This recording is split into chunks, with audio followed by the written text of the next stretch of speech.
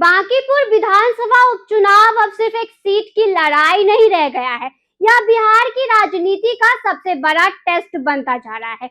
वजह साफ है, आज यानी 6 जुलाई से नामांकन शुरू हो चुका है, लेकिन सबसे ज्यादा चर्चा चुनाव लड़ने वालों की नहीं बल्कि उस पार्टी की हो रही है जो इस सीट पर सबसे मजबूत मानी जा रही है। जनसुराज ने बड़ा दांव खेलते हुए अपने संस्थापक प्रशांत किशोर को सीधे मैदान में उतार दिया है। राष्ट्रीय जनता दल ने एक बार फिर रेखा गुप्ता पर भरोसा जताया है। तेज प्रताप यादव की पार्टी ने भी वीणा मानवी को उम्मीदवार घोषित कर दिया है। यानी विपक्ष की तरफ से तस्वीर लगभग साफ हो चुकी है, लेकिन भाजपा अब तक अपने पत्ते नहीं खोल पाई है। यही बात अब राजनीतिक गलियारों में सबसे बड़ा सवाल बन चुकी है। आखिर ऐसा क्या है कि जिस सीट पर भाजपा लंबे समय से मजबूत स्थिति में रही, उसी सीट पर नामांकन शुरू होने के बाद भी उम्मीदवार का ऐलान नहीं हुआ। अब यहाँ से राजनीति और दिलचस्प हो जाती है। प्रशांत किशोर ने कोई आसान सीट नहीं चुनी, उन्होंने सीधे भाजपा के गढ़ में उतरने का फैसला किया है। इसका साफ संदेश है कि वह सिर्फ चुनाव लड़ने नहीं बल्कि अपनी राजनीतिक ताकत साबित करने आए हैं। अगर उन्हें अच्छा वोट शेयर नहीं मिल जाता तो जनसुराज बिहार की राजनीति में खुद को एक गंभीर विकल्प के रूप में पेश करने की कोशिश करेगी।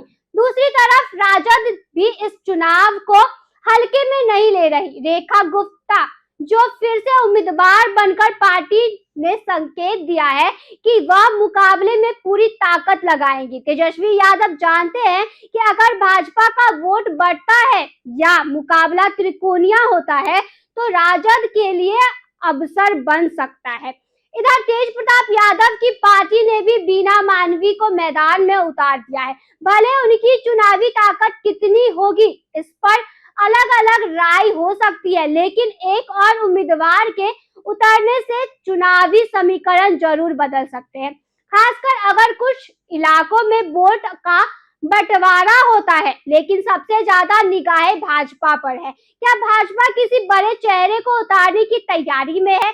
क्या पार्टी आखिरी समय में ऐसा उम्मीदवार लाना चाहती है जिससे विपक्ष को रणनीति बदलनी पड़े, या फिर प्रशांत किशोर की एंट्री के बाद भाजपा हर समीकरण को दोबारा परख रही है? इन सवालों के जवाब अभी किसी के पास नहीं है। भाजपा की ओर से उम्मीदवार घोषित नहीं होने के कारण तरह तरह की राजनीतिक चर्चाएं जरूर चल रही है, लेकिन जब तक पार्टी आधिकारिक घोषणा नहीं करती तब तक इन चर्चाओं को केवल अटकलों ही माना जाएगा।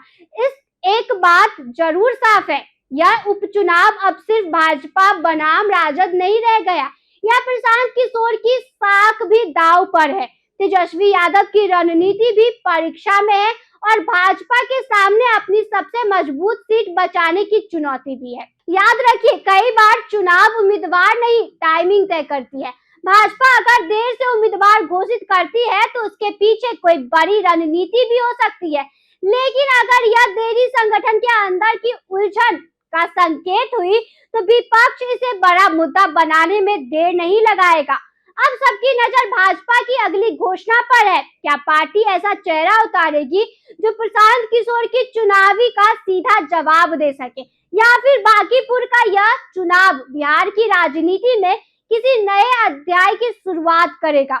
आने वाले कुछ दिन सिर्फ बांकीपुर का नहीं बल्कि पूरे बिहार की राजनीति का मूड तय कर सकता है। इसलिए इस उपचुनाव की हर छोटी बड़ी हलचल पर नजर रखना बेहद जरूरी है। इस पे आपकी क्या राय है, हमें कमेंट बॉक्स में जरूर बताएं।